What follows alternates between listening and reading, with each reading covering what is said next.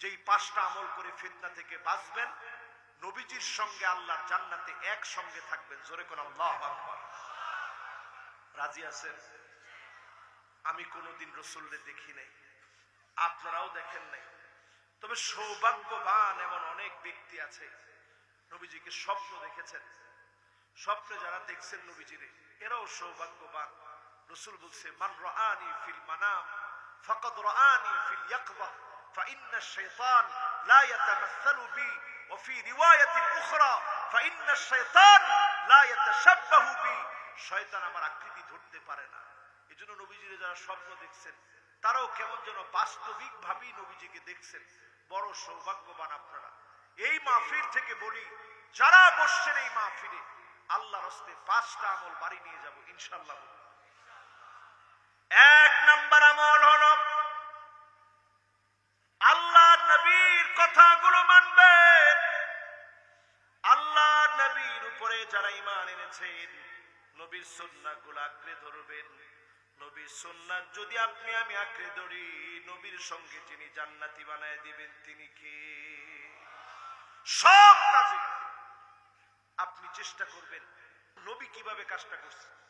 যেমন ভাত খাওয়ার সময় আমরা কি বলি? আজকে থেকে শুধু বিসমিল্লাহ বলবেন। কি বলবেন? বাস। কি বলবেন? সবাই বলেন, কি বলবেন? ঘরে প্রবেশ করতেছেন, বিসমিল্লাহ বলবেন। কি বলবেন? বিসমিল্লাহ বলবেন। সবাই আমল করা শিখেন, প্রত্যেকটা কাজে সুন্নাহ আমল করেন, শেখার চেষ্টা করেন। এই একটি কাজ আজকে থেকে আমরা আমাদের সঙ্গী বানায় নিব, বিসমিল্লাহ বলবো ইনশাআল্লাহ। নামাজ পড়বেন 5 ওয়াক্ত। নামাজ যার নাই, খালি চোখটা বন্ধ হয়ে দেখবেন কবরের প্রথম রাতটা কেমন যায়। নামাজ যার নাই, কবরটা অন্ধকার হয়ে যাবে। এত জোরে জোরে পিটানো হবে কানের উপরে, ফায়াদরিবুহু দারবাতাম বিল হাদিদ, লোহার হাতুড়ি দিয়ে পিটাবে। ফায়াসিহু সাইহাতান, ব্যক্তি এত জোরে জোরে চিৎকার মারবে, কুল কায়নাত তার চিৎকার শুনবে। গরু চিৎকার শোনার কারণে দড়ি ছিঁড়ে পালায় যাবে। এরকম কত দৃশ্য আপনি দেখলেন। ছাগল দড়ি ছিঁড়ে পালায় গেছে, লাফাচ্ছে লাফাচ্ছে, দড়ি ছিঁড়ে পালায় গেছে। শুধু শুনতে পারে না, ইল্লা সাকালাইন, 2টা সৃষ্টি মানুষ আর জিন আওয়াজ শুনে না, সবাই শুনতে পায়। অন্ধকার কবরের ভিতরে কানের উপরে পিটানো হবে। লাইসা লাহু নূরুন, কবরের ভিতরে কোনো আলো থাকবে না। ওয়ালা বুরহানুন ওয়ালা নাজা, অন্ধকার কবরের ভিতরে তার পক্ষে কথা বলার কেউ থাকবে না, নাজাতের কোনো অবস্থা থাকবে না।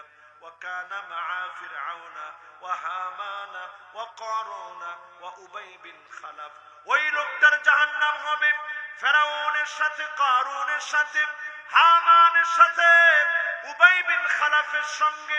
ওই লোকটা জাহান্নামের সঙ্গী হবে, দাগি দাগি আসামির সঙ্গে। আল্লাহর কাছে পানা চাই, এই মাহফিলে যারা বসলাম প্রত্যেককে আল্লাহ যেন নামাজি দিনদার বানায় দেন। পড়েন আমিন। শুধু যদি নামাজ পড়ে কবরে যেতে পারেন কত সৌভাগ্য হবেন। কানা নূরুন, ওই লোকটার জন্য জান্নাতে থাকবে নূর ও বুরহানুন, কে যেন দাঁড়ায় বলবে, আল্লাহ এই লোকটাকে আর আযাব দিয়েন না, আল্লাহ মাফ করে দেন। তৎক্ষণাৎ যিনি মাফ করে দিবেন তিনি কে? যারা এই মাহফিলে আসছেন, 1 নাম্বার কাজ আমল করবেন, নবীজির সঙ্গে আল্লাহ জান্নাতি বানায় দিবেন। জোরে করে সুবহানাল্লাহ। 2 নাম্বার কাজ মোহাব্বত জাগ্রত করবেন। কি জাগ্রত করবেন? এক সাহাবী এসে প্রশ্ন করছে, ইয়া রাসূলুল্লাহ মাতাস সাআ, কিয়ামত কবে হবে? নবীজি সাল্লাল্লাহু আলাইহি সাল্লাম বললেন, ওয়ামা ইস্তাআদাততা লাহা, বুখারীর বর্ণিত হাদিস। কিয়ামতের কি প্রস্তুতি তোমার আছে?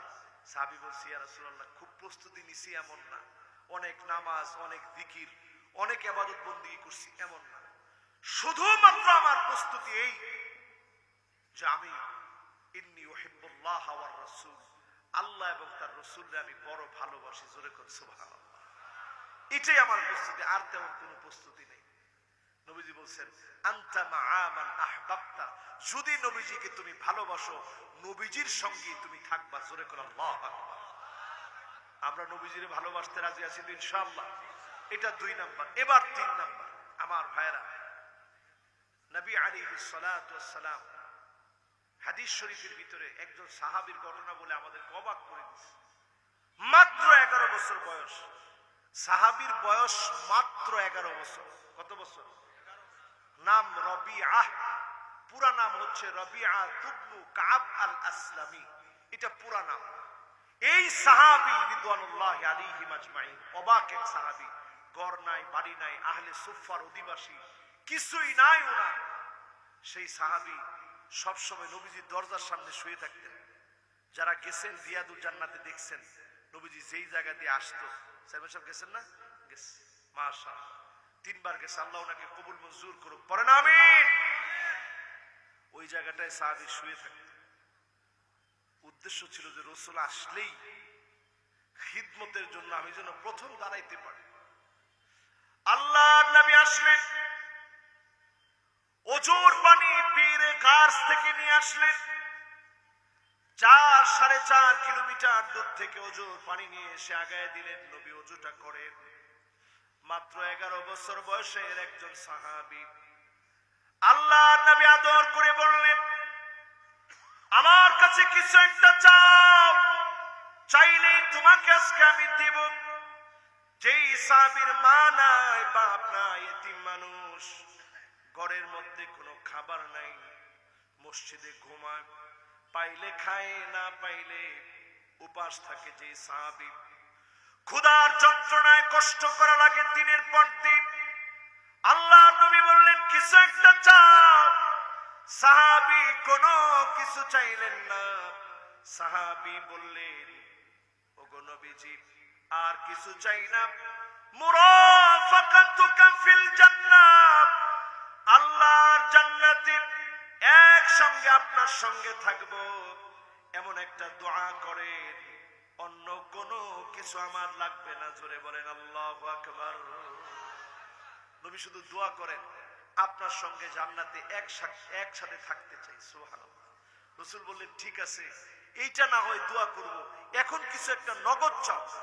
সাহাবী বললেন না ইয়া রাসূলুল্লাহ, মুরাফাকাতুকা ফিল জান্নাহ, একসঙ্গে জান্নাতে থাকবো, এটি একটু আল্লাহর কাছে দোয়া করে দেন। জোরে বলেন সুবহানাল্লাহ। এবার নবীজি সাল্লাল্লাহু আলাইহি সাল্লাম বললেন, ফাইন্নি আলা নাফসিকা বিকাসরাতিস সুজুদ, অধিক পরিমাণে সেজদা দিয়ে আমার একটু সহযোগিতা করো। এই অধিক পরিমাণে সেজদা যদি দাও, আমি নবীর সঙ্গে তোমাকে আল্লাহর জান্নাতে আল্লাহ একসঙ্গে রাখবে। জোরে করে আল্লাহু আকবার। এই মাহফিলে যারা বসছেন, আজকে কি আমার কথা দিতে পারবেন?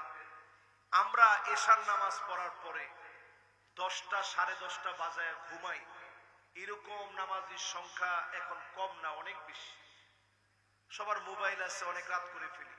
একটুখানি 2 রাকাত করে, পারলে 8 রাকাত, না হলে 6 রাকাত, না হলে 4 রাকাত, না হলে 2 রাকাত সালাতুত তাহাজ্জুদ পড়ে ঘুমানোর চেষ্টা করবেন। রাজি আছেন ইনশাআল্লাহ? ইনশাআল্লাহ।